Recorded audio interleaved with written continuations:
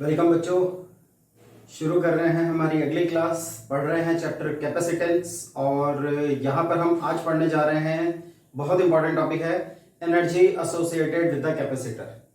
हमने इससे पिछली क्लास में capacitance of PPC without dielectric slab देखा था और उसमें ये डिस्कस किया था कि किस तरह से capacitance of a capacitor in the form of parallel plate capacitor अगर है तो उसका कैपेसिटेंस कितना होगा। Epsilon not a upon D form में हम उसको प्रूव कर चुके हैं ऑलरेडी। फिर मीडियम डालकर भी देखा था और उसका एक जनरल एक्सप्रेशन भी आया था। खैर वो सारी बातें हमारी हो चुकी हैं। आज हम जो देखने जा रहे हैं वो देखने जा रहे हैं energy associated with capacitor. Starting of the chapter हमने बात की थी कि कैपेसिटर की नीड चार्ज को स्टोर करने की है और उस स्टोर्ड चार्ज से हमें मिलती है इलेक्ट्रोस्टैटिक एनर्जी। तो वो एनर्जी कितनी होती है किसी स्टोर्ड चार्ज की फॉर्म में कैपेसिटर के पास, उसका फॉर्मूला हम एक डिराइव करने जा रहे हैं। डिराइव करेंगे पीपीसी के लिए, एप्लीकेबल ये मोस्ट ऑफ द केसेस के लिए काम करता है। तो देखते हैं क्या है फॉर्म। अगर हम कैपेसिटर की बात करें, पीपीसी की बात करें, तो पैरेलल प्लेट कैपेसिटर हमारे पास कुछ ऐसा है। आपको पहले भी डायग्राम में बताया था। एक प्लेट होगी इसमें, कंडक्टिंग प्लेट, जिसको इंसुलेट करा के रखना है अर्थ से। ये हमारा फर्स्ट कंडक्टर है और इसी के ठीक सामने हम एक सेकेंड प्लेट रखेंगे जो कि आइसोलेटेड रहेगी हमारे फर्स्ट कंडक्टर के साथ। तो ये हमारा सेकंड कंडक्टर का केस है।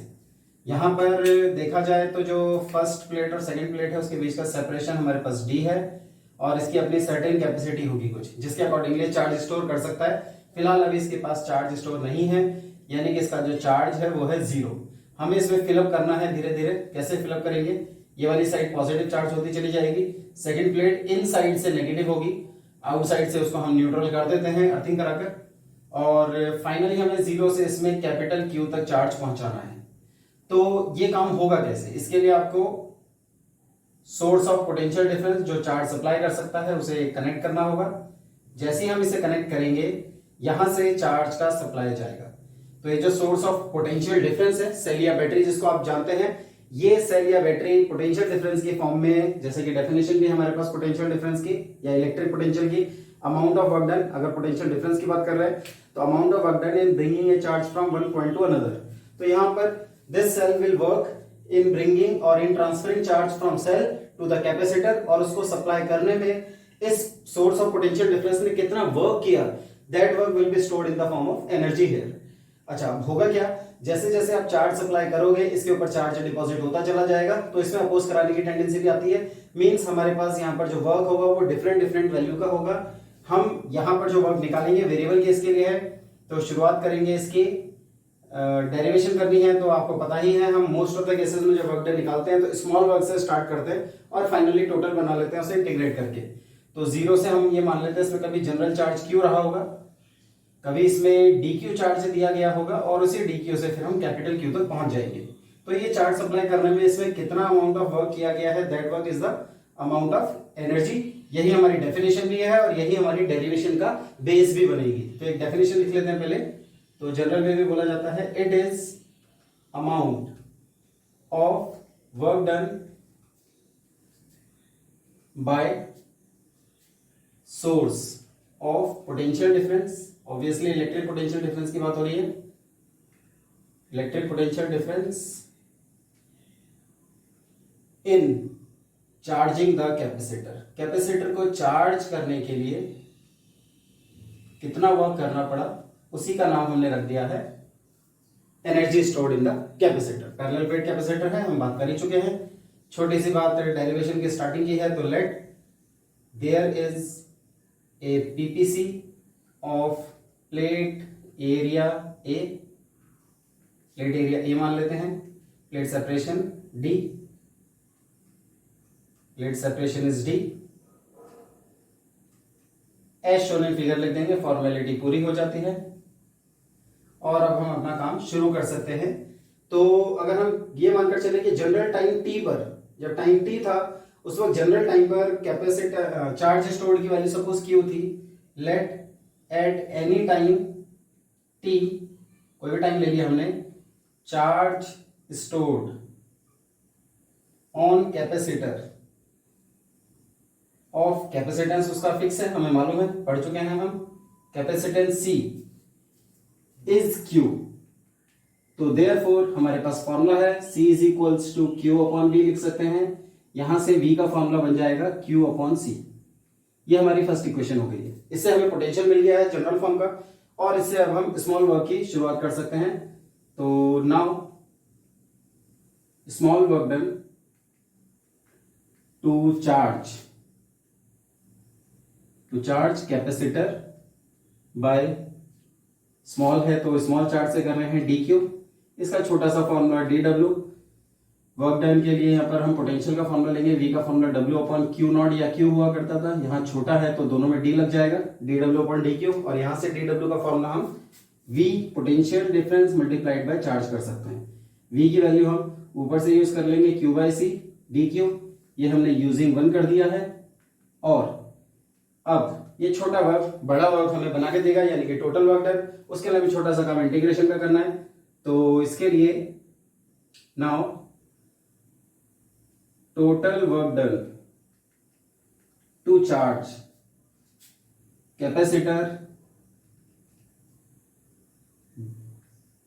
फ्रॉम, कहां से शुरू किया था हमने शुरू किया था इसमें मिनिमम लेवल जीरो से मैक्सिमम लेवल कैपिटल Q तक।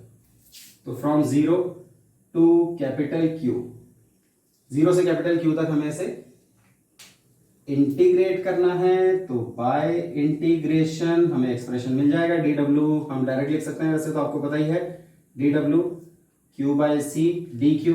अब यहाँ कहानी आती है फिर से, जहां फंसने वाली बात हो जाती है। आप लोग कई बार फंस जाते हैं कि जी लिमिट्स क्या रखें। तो बेसिकली अगर देखा जाए तो डेरिवेशन करने का तरीका आपको पहले ही बताया है। लेट से स्टार्ट करना है, डायग्राम तो है ही, एक छोटा सा रिलेशन और उसके बाद मैथमेटिकल एंजॉयमेंट, जिसमें मोस्ट ऑफ द केसेस में हमें इंटीग्रेशन मिलता है और आपको लिमिट्स लगानी आनी चाहिए। तो लिमिट्स ढूंढने का तरीका आपको पहले भी बताया है, एक बार फिर से बात कर लेते हैं। लिमिट्स ढूंढने के लिए बड़ा आसान है, एक्सप्रेशन में डी देख लेते हैं किसके साथ है, वो वेरिएबल फैक्टर होगा और उसी की हमारी मिनिमम वैल्यू और मैक्सिमम वैल्यू, या फिर बेटर कहे इनिशियल कंडीशन की वैल्यू और फाइनल कंडीशन की वैल्यू को सब्स्टिट्यूट कर देना होता है एज अ लिमिट। तो अगर यहां देखें तो डी किसके साथ है हमारे पास, डब्ल्यू के साथ है। तो डब्ल्यू की मिनिमम वैल्यू स्टार्टिंग में 0 और फाइनली आपको डब्ल्यू करवाना है वर्क। ऐसे ही यहां डी देखें तो किसके साथ है, क्यू के साथ है। अगर क्यू के साथ है तो क्यू की मिनिमम वैल्यू और मैक्सिमम वैल्यू हमारे पास आई रही है, 0 से कैपिटल क्यू इसका इंटीग्रेशन होना है। कांस्टेंट फैक्टर ऑब्वियसली बाहर होगा, डी डब्ल्यू का डब्ल्यू हम जानते ही हैं, 0 से डब्ल्यू, वो डब्ल्यू माइनस 0 करके डब्ल्यू आ जाएगा, उसको हमने लिख ही लिया है। यहाँ 1/c कांस्टेंट है, q to the power 1 dq का एक्सप्रेशन है 0 से कैपिटल Q, और 1/c में यहाँ हमारे पास एक फॉर्मूला लग जाएगा integration of x to the power n dx का x to the power n plus 1 upon n plus 1, है ना। बहुत कॉमन सा फॉर्मूला है, बहुत बार 11th क्लास में यूज किया है, कभी कभी आप लोग भूल भी जाते हैं, तो साथ में याद रखने के लिए लिखने की आदत रखेंगे, आपको ये याद होता रहेगा।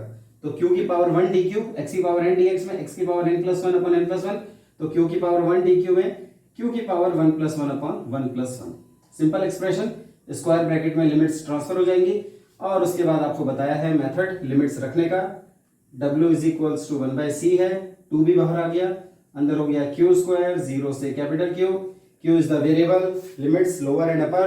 तो लिमिट्स रखने के लिए upper limit minus lower limit in place of variable, ये जनरल सा फंडा है लिमिट्स रखने का। Upper limit minus lower limit in place of variable, यानी कि आगे एक स्टेप बढ़ा लेते हैं 1/2c, q की जगह upper limit is q, minus q की जगह lower limit is 0 in place of variable, तो स्क्वायर एज इट इज चला जाएगा। और यहां से w का एक्सप्रेशन हमें मिल गया है q square by 2c। This work is stored as electrostatic potential energy. तो आखिरी में एक छोटी सी लाइन लिख देनी है हमें कि this work is stored as electrostatic potential energy and hence the potential energy is equals to work done, यानी कि formula q square by 2c। तो उसको लिखने के लिए थोड़ा जगह चाहिए, आप इसको फिलहाल पॉज करके नोट कर लेंगे।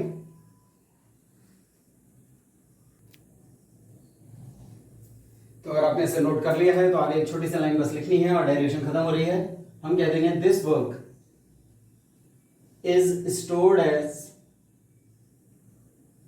एज इलेक्ट्रोस्टैटिक, रुका हुआ चार्ज होता है तो इलेक्ट्रोस्टैटिक वर्क डन हमेशा पोटेंशियल की फॉर्म में ही स्टोर होता है, पोटेंशियल एनर्जी की फॉर्म में, तो इलेक्ट्रोस्टैटिक पोटेंशियल एनर्जी। तो therefore u is equals to w, जिसका फॉर्मूला है q स्क्वायर बाय 2c। इस फॉर्मूले से हम थोड़े से मॉडिफिकेशन अगर करें तो हमें 2 फॉर्म और मिल जाती हैं एनर्जी की, जिसमें अगर आप q को CV रखते हैं, CV, तो C स्क्वायर V स्क्वायर होगा। Also U is equals to, Q की जगह C square V square upon 2C, जिसमें एक C से एक C कट जाता है, तो हमारा एक फॉर्मूला हाफ CV भी बचता है, हाफ CV स्क्वायर। तो एक फॉर्म ये हो गई है। यहीं से आगे बढ़ा है तो U का फॉर्मूला हाफ CV स्क्वायर को हमने हाफ CV इंटू V कर दिया। CV को आप जानते हैं Q होता है, तो ये हाफ QV भी बन जाता है। तो एक फॉर्म ये और एक फॉर्म हमारा ये ऊपर ऑलरेडी हो ही चुका है। ये 3 फॉर्मूले हमारे फाइनली आ गए हैं। एक बार में इनको एक साथ करके लिख देते हैं। तो जो U का फॉर्मूला है equal to this is half Q square upon 2C था, तो Q square upon 2C, half तो सभी में है, Q स्क्वायर अपॉन C या Q स्क्वायर अपॉन 2C कह सकते हैं। दूसरा हाफ में है CV स्क्वायर और तीसरा है हाफ QV। जैसा गिवन वैसी रिक्वायरमेंट, वैसा यूज न्यूमेरिकल के लिए, कॉन्सेप्चुअल क्वेश्चन के लिए एंड अकॉर्डिंगली ये इसी तरह से चलता रहेगा। ठीक है, तो ये तो था हमारा एनर्जी स्टोर का फॉर्म। इसी में कभी कभी थोड़ा सा एडिशनल 2 स्टेप और आगे पूछ लेते हैं, पूछा है तो ही बताने की जरूरत है, और वो है छोटी सी डेरिवेशन, इसी को कंटिन्यू करते हुए आगे जाएगी। Energy density of PPC. अगर आपसे एनर्जी डेंसिटी ऑफ पीपीसी के बारे में मांगा है तो आपको छोटा सा काम एक करना होगा। डेंसिटी यानी कि पर यूनिट फॉर्म में बनाना होता है। वो डिपेंड करता है बॉडी की कॉन्फ़िगरेशन कैसी है। लीनियर बॉडी के लिए per unit length, aerial body के लिए पर यूनिट एरिया और बल्क बॉडी के लिए पर यूनिट वॉल्यूम। तो ये क्योंकि हमारी 3 डायमेंशनल बॉडी है तो इसमें पर यूनिट वॉल्यूम के फॉर्म में आएगा। एनर्जी डेंसिटी बेसिकली कुछ नहीं, it is energy stored per unit volume. ये इस तरह से बनता है। It is energy stored per unit volume of parallel plate capacitor. तो अगर इसका एक छोटा सा फॉर्मूला बनाना है, स्मॉल यू से डिनोट करके चलते हैं हम इसको। तो small you is energy stored per unit volume अगर आप क्यूबिकल या क्यूबॉइडल फॉर्म में देखोगे तो लेंथ इनटू ब्रेथ में एरिया और हाइट में डी आ रहा है, तो ये U अपॉन AD बन जाता है। फिर यूजिंग फॉर्मूला रख लेंगे, U तो है हमारे पास हाफ CV स्क्वायर, या ऐसा कर लेते हैं कि इसको यहीं पर पुट कर लेते हैं, ऊपर ही पुट कर लेते हैं, छोटा बन जाएगा। U की जगह हमने रख लिया हाफ CV स्क्वायर अपॉन में AD है। अब वैल्यू सब्स्टिट्यूशन के लिए हम कहते हैं कि C को हम epsilon not A upon D रख लेंगे, और E का फॉर्मूला आपको ध्यान आ रहा होगा V अपॉन D है, तो V का फॉर्मूला यहाँ से ED बन जाता है। तो अगर ये वैल्यूज हम ऊपर पुट करते हैं तो हमें U small u half C is epsilon not A upon D है, V की जगह ED था तो E स्क्वायर D स्क्वायर आ जाएगा, और नीचे जो ये AD था दिस वन, ये अपनी जगह पर है AD। आप देख ही रहोगे कि यहाँ पर कुछ कैंसिलेशन हो जाएगा, A से A, D और D मिलकर D स्क्वायर से D स्क्वायर, और फाइनल फॉर्म हमारे पास half epsilon naught E square बन जाता है। ठीक है, ये हमारा छोटा सा रिलेशन एनर्जी डेंसिटी का है। आपसे मांगा है तो ही देना है इसको, अदरवाइज नहीं, but this is very important relation. Actually अभी तक हम जो देख रहे हैं चीजें वो इलेक्ट्रिसिटी की देख रहे हैं, उसमें भी इलेक्ट्रोस्टैटिक्स देखा। अगली यूनिट जब हम शुरू करेंगे इलेक्ट्रोडायनेमिक्स आएगा, उसकी वजह से फिर आगे मैग्नेटिज्म और फिर इलेक्ट्रोमैग्नेटिज्म की बात होगी, और इन सबका मिला जुला रूप इलेक्ट्रोमैग्नेटिक वेव तक पहुंचता है, जो हमारी ये पूरी की पूरी इलेक्ट्रोमैग्नेटिज्म को कवर करता है। वहां जब हम पहुंचेंगे तो वहां पर भी इसका एक यूज आता है इलेक्ट्रोमैग्नेटिक वेव के लिए, उसकी एनर्जी डेंसिटी के इलेक्ट्रिक फील्ड कंपोनेंट के लिए होता है।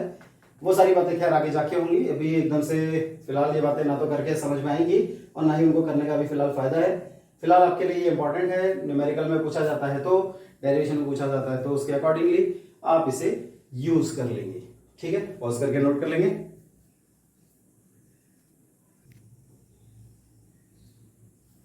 तो एक छोटा सा क्वेश्चन इससे रिलेटेड करते हैं एनर्जी स्टोर्ड के फॉर्मूले से। एक क्वेश्चन आपको दिया गया है, which quantity is kept constant as per the given figure.